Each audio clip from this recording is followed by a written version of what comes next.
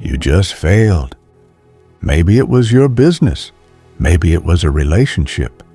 Maybe it was a dream you've been chasing for years. And right now, you feel like the world is ending. But what if I told you that failure isn't your enemy? What if I told you that failure is actually the universe's way of redirecting you towards something bigger? What if the biggest failure of your life is about to become your greatest comeback story? Welcome back to Top Tens and Facts, where we reveal the hidden truths that transform pain into power. If you're watching this video, you're probably at rock bottom right now. And that's exactly where you need to be. Because today, I'm going to show you the exact blueprint that every comeback story follows. The same blueprint used by people who went from bankruptcy to billions, from rejection to recognition, from broken to bulletproof. Hit that subscribe button, because by the end of this video, you're going to understand why your failure wasn't a setback. It was a setup. Here's the brutal reality nobody talks about.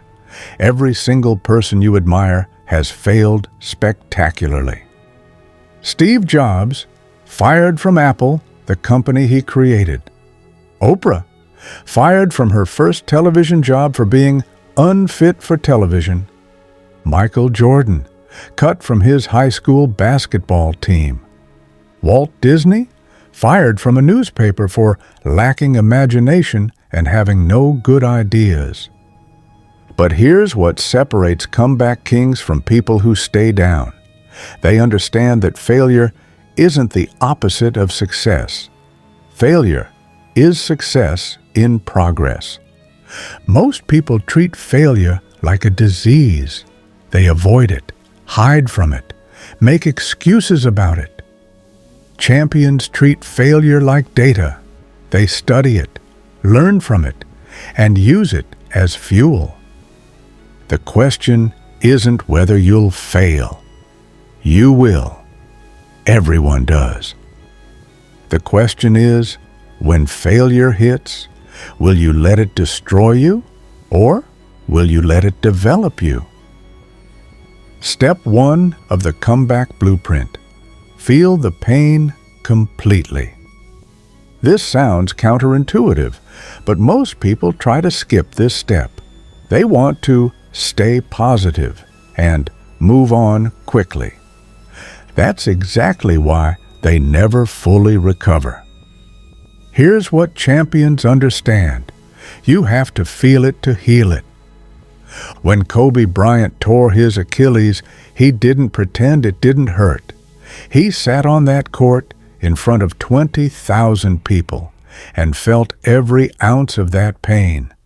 When Elon Musk was almost bankrupt in 2008, sleeping on factory floors, he didn't pretend everything was fine.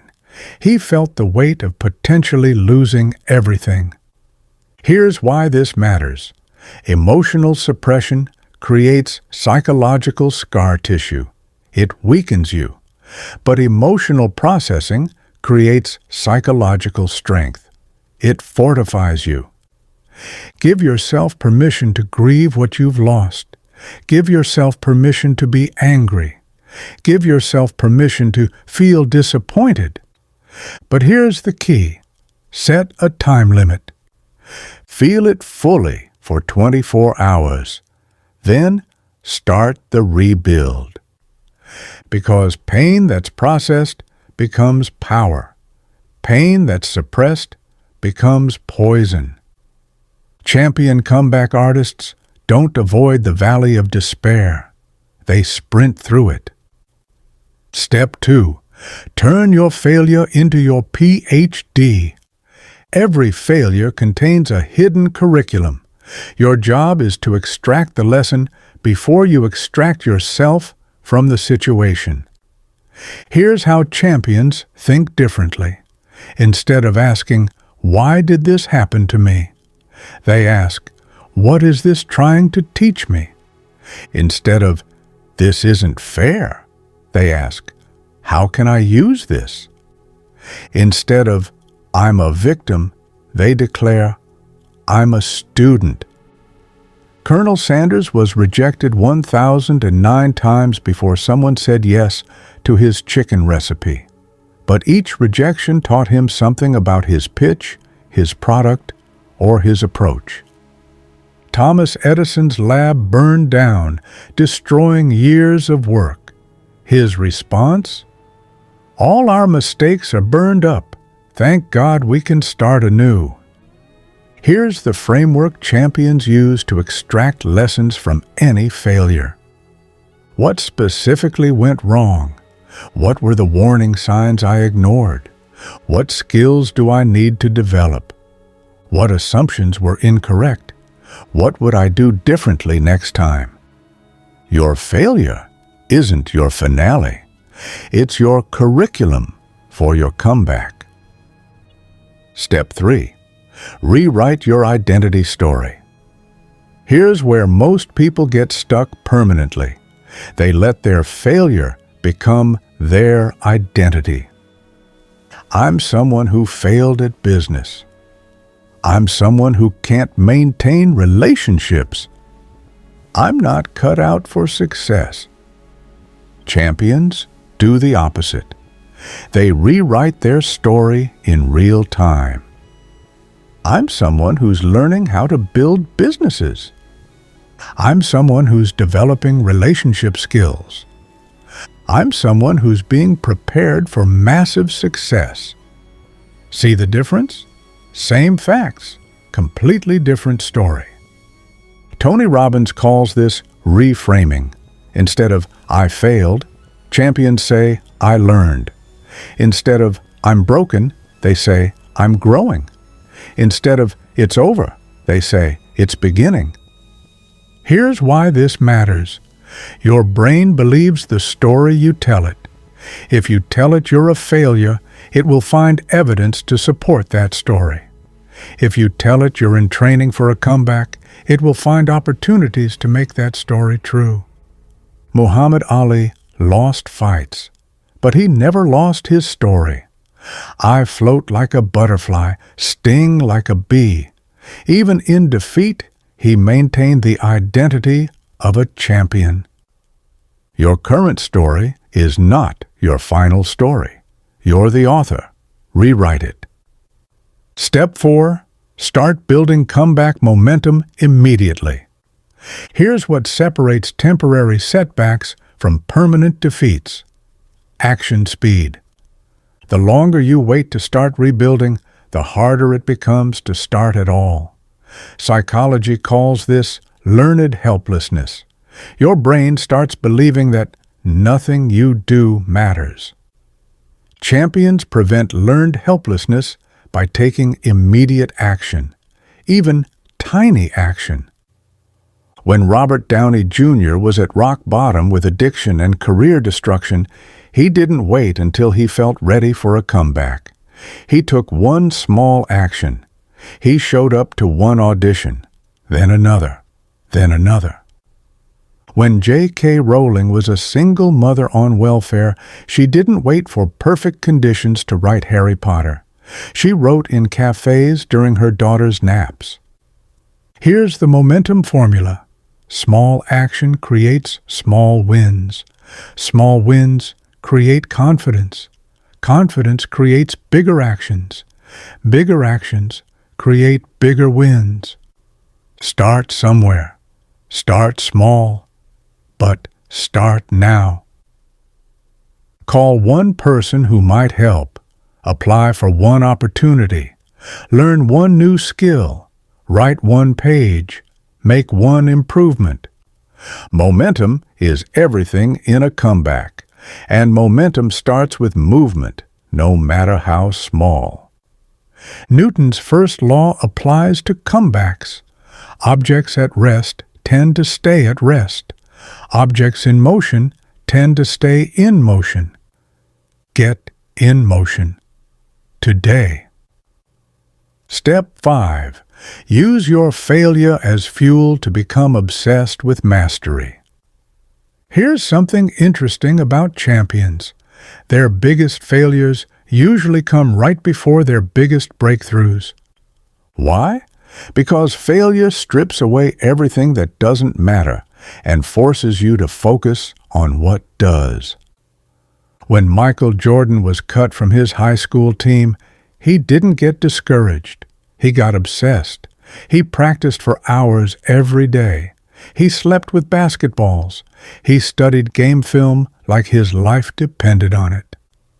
When Colonel Sanders' original restaurant failed, he didn't retire. He perfected his chicken recipe for years, traveling the country, sleeping in his car, refining his process. Failure has a way of clarifying your priorities. Suddenly, you stop caring about what other people think. You stop making excuses. You stop looking for shortcuts. You become laser-focused on getting so good they can't ignore you.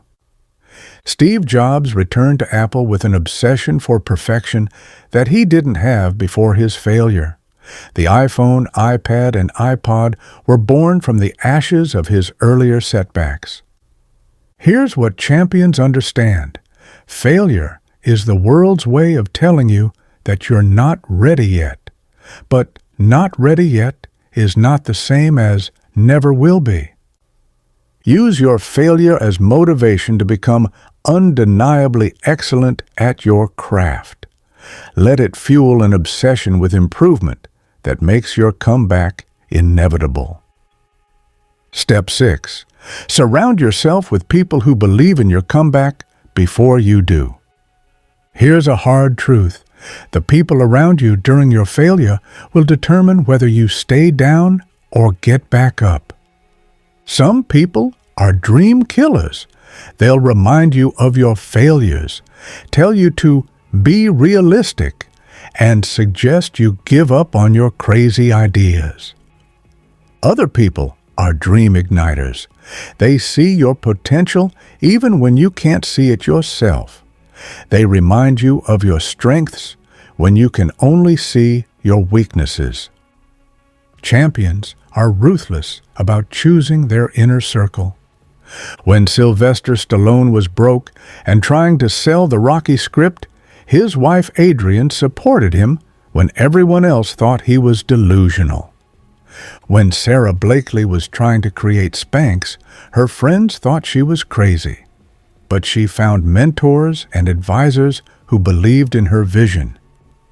Here's what you need to do. Audit your inner circle. Who lifts you up? Who tears you down? Who believes in your potential? Who reminds you of your limitations? Distance yourself from the energy vampires. Surround yourself with energy generators. Find mentors who've overcome similar failures. Join communities of people who are building comebacks. Connect with others who refuse to accept defeat. Your comeback is too important to attempt alone. Build a team of believers who will hold you accountable to your potential, not your past. Step 7. Make your comeback public. This is the most counterintuitive step, but it's also the most powerful. Most people hide when they're rebuilding. They wait until they're successful again before they tell anyone what happened. Champions do the opposite. They document their comeback journey publicly. Here's why this works. Public commitment creates accountability pressure. When people are watching, you're less likely to quit. Gary Vaynerchuk documented his entire journey from working in his family's wine shop to building a media empire. He shared his failures, his struggles, and his small wins. The Rock documented his comeback from football failure to wrestling to Hollywood domination. He shared the work, not just the results. Here's what making your comeback public does. It creates external accountability. It inspires others going through similar struggles. It attracts opportunities and support. It forces you to be honest about your progress. It builds your personal brand around resilience. You don't have to share everything, but share something. Start a blog, post on social media, tell your story to friends and family. When you make your comeback public, you're not just rebuilding your life. You're building a platform that can inspire millions. Your mess becomes your message. Your test becomes your testimony. Your comeback becomes content that changes lives. Here's the ultimate comeback mindset that separates champions from everyone else. They don't see failure as something that happened to them. They see failure as something that happened for them. Every setback is a setup for a comeback. Every breakdown is a breakthrough in disguise. Every ending is actually a new beginning. Muhammad Ali said, "I don't measure a man by how high he climbs, but how high he bounces when he hits bottom." Champions understand that life isn't about avoiding failure. Life is about becoming the type of person who can handle anything that comes their way.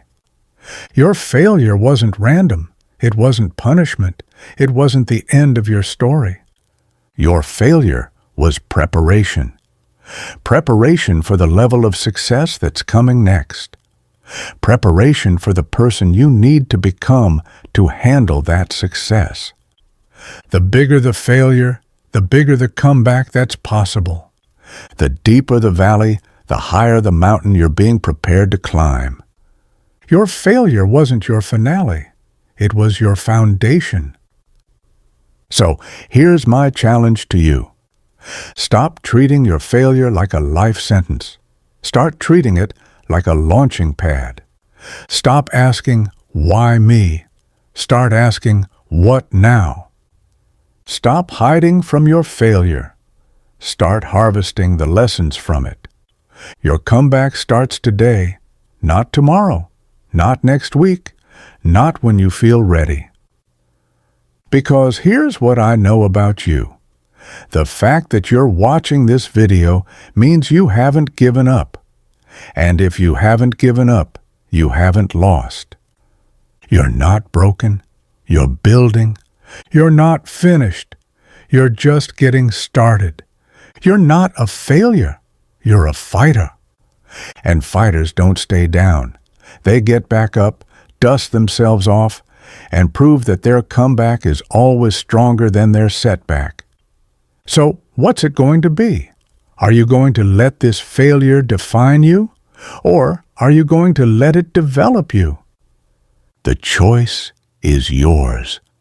The power is yours. The comeback is yours. But it starts with a decision. Right here, right now. Decide that your story isn't over.